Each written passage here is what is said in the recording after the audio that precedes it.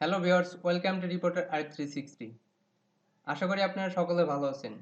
Video thumbnail দেখে হয়তো আপনারা বুঝে গেছেন আজকে কি নিয়ে আলোচনা করব। আজকে আমি লয়ার থার্ড নিয়ে আলোচনা করব। আর লয়ার থার্ড বানানোর জন্য অনেক পদ্ধতি ব্যবহার করেন। তো আমি আজকে দেখাবো ক্যামটাসিয়া 9 দিয়ে। আর ক্যামটাসিয়া 9 নিয়ে যে সমস্যাগুলো হয়, কমন সমস্যাগুলো, ক্যামটাসিয়া 9 কিভাবে ডাউনলোড করব, কিভাবে ইনস্টল করব। তো এই বিষয়ে যদি আপনাদের কোনো প্রশ্ন থাকে তাহলে আমাকে কমেন্ট করে জানাবেন, আমি আপনাদের ওয়ে দেখিয়ে দিব কিভাবে ক্যামটাসিয়া 9 পাবেন। তো আজকে বেশি কথা বলবো না, সরাসরি চলুন কাজে। তার আগে বলে নিচ্ছি, আমার চ্যানেলটি যারা সাবস্ক্রাইব করেননি সাবস্ক্রাইব করে নিন, আর যারা অলরেডি সাবস্ক্রাইব করেছেন তাদের অসংখ্য ধন্যবাদ। ক্যামটাসিয়া স্টুডিও 9 ওপেন হওয়ার পরে এরকম দেখাবে, যেটা ক্যামটাসিয়া স্টুডিও 8 থেকে একটু ডিফারেন্ট লুকিং। এরপরে আপনাকে যেটা করতে হবে, এই যে থ্রি ডট, এইটাতে ক্লিক করবেন, লাইব্রেরি নামে একটা অপশন ওপেন হবে। এইখানে দেখতে পারবেন আপনি অনেকগুলো অপশন আছে, অ্যানিমেটেড ব্যাকগ্রাউন্ড আছে, বিল্ডিং আইকন আছে, বিভিন্ন রকম আইকন আছে, তারপর মোশন গ্রাফিক্স আছে, তারপরে আপনার এখানে ইন্ট্রো ক্লিপস আছে, আর মোশন গ্রাফিক্স লোয়ার থার্ড আছে, মিউজিক আছে।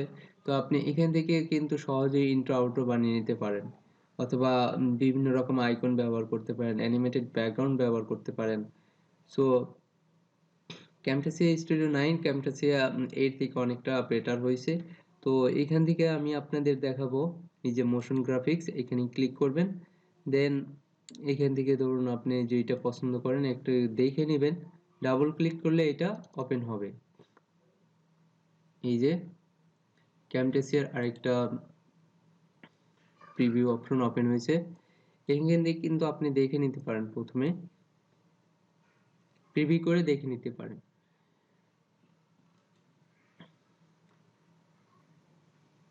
ধরুন আমি এইটা দিয়ে দেখিয়ে দিচ্ছি আপনাদের। সিলেক্ট করে জাস্ট ড্রাগ করে টাইমলাইনে নিয়ে আসবেন। টাইমলাইনে নিয়ে আসার পরে এটা একদম বরাবর দিয়ে দিবেন। এখন এটা এডিট করার জন্য এই যে প্লাস আইকনে ক্লিক করতে হবে। ক্লিক করার পরে আপনার এই লোয়ার থার্ডটা ওপেন হবে, এডিট অপশন আসবে। এরপরে আপনি এইখানে এইগুলো ক্লিক করলে আলাদাভাবে সিলেক্ট হয়ে যাবে। তো আমাদের প্রথমে যেই কাজ সেটা হলো এই লোগো চেঞ্জ করা। লোগো চেঞ্জ করার জন্য লোগো লেয়ারটা সিলেক্ট করে দেন মাউসের রাইট বাটন ক্লিক করে আপডেট মিডিয়া, এখান থেকে করতে পারেন, অথবা আপনি চাইলে ড্র্যাগ করে ধরে নিয়ে এসে দিতে পারেন। এরপর আপনার লোগোটা যেখানে আছে সেখান থেকে দিয়ে দিবেন।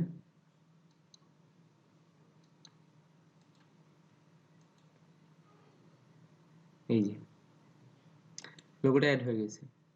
এখন এটা রিসাইজ করে নিতে পারেন।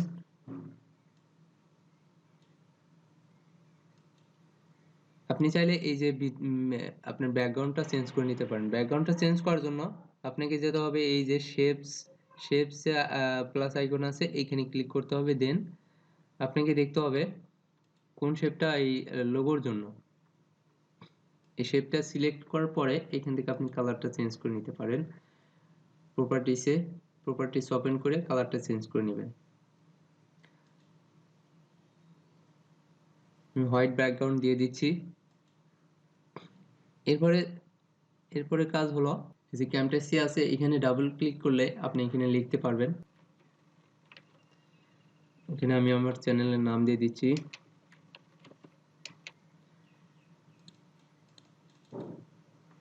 এখানে আপনার ফন্ট সিলেক্ট করতে পারবেন, আমি এটা রেখে দিচ্ছি।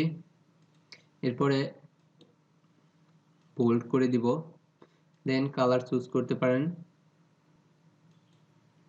আমি এরকম একটা কালার রেখে দিলাম।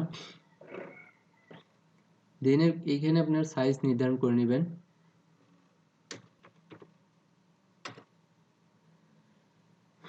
ওকে, এটা হয়ে গেছে। এখন আপনি চাইলে এটা নড়াচড়া করে নিতে পারেন একটু।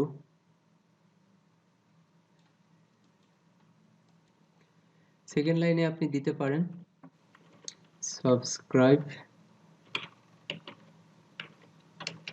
নাও।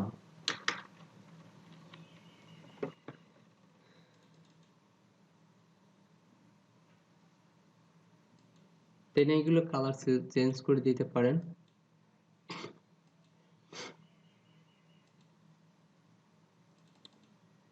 এই লেখাটা একটু ছোট করে দিব।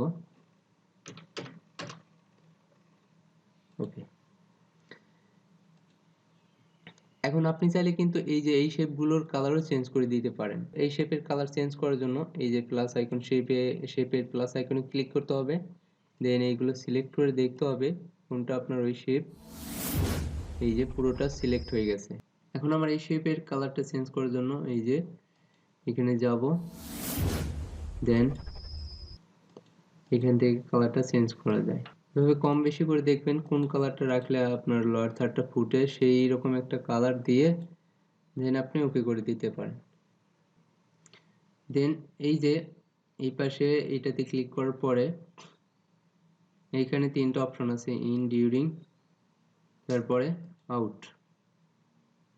ইন হওয়ার সময় এটা কেমন দেখাবে এটা সেট করতে পারেন।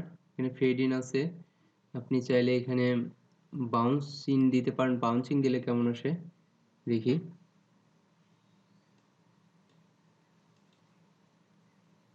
এই যে উপর থেকে এসে পড়বে। এভাবে কম বেশি করে আপনি দেখে নেবেন কোনটা আপনার পছন্দ হয় সেইগুলো দিতে পারেন। আমি এটা দিয়ে দিচ্ছি, ফেড ইনই দিয়ে দিচ্ছি। এরপরে ডিউরিং পপ আপ দিলে কেমন আসে দেখি।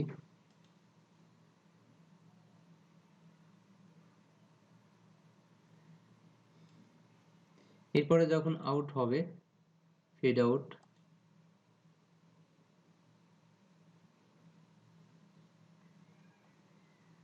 ফেড আউটে রেখে দিচ্ছি। এখানে আপনি চেঞ্জ করে নিতে পারেন।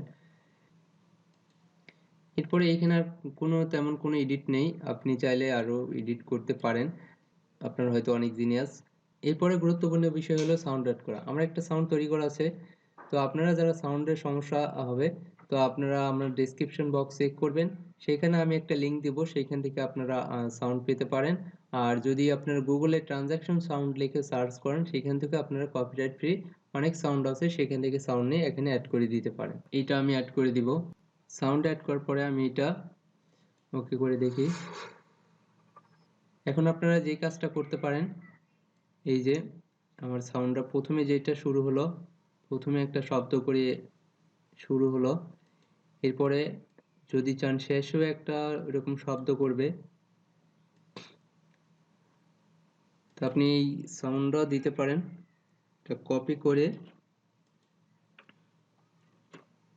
দেন এই সাউন্ড আবার শেষের দিকে যখন চলে যাবে তখন দিতে পারেন। তা আমি জানি আপনারা পারবেন, আপনারা অনেক জিনিয়াস আছেন। এই যে চলে গেল একটা শব্দ। এরপরে এটা একটা গ্রুপ করে নিতে পারেন। তো এখন আমরা দেখি এটা ভিডিওতে কিভাবে ইউজ করব। ভিডিওতে ইউজ করার জন্য আমি আপনাদের একটা স্যাম্পল দেখিয়ে দিচ্ছি। আপনি যদি এটা লোয়ার থার্ডের উপরে দেন ভিডিওটা, তাহলে কিন্তু এটা শো করবে না। আমি আপনাদের প্লে করে দেখিয়ে দিচ্ছি।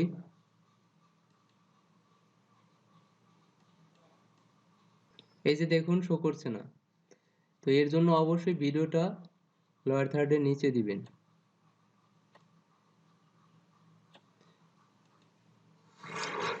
এই যে দেখুন শো করতেছে।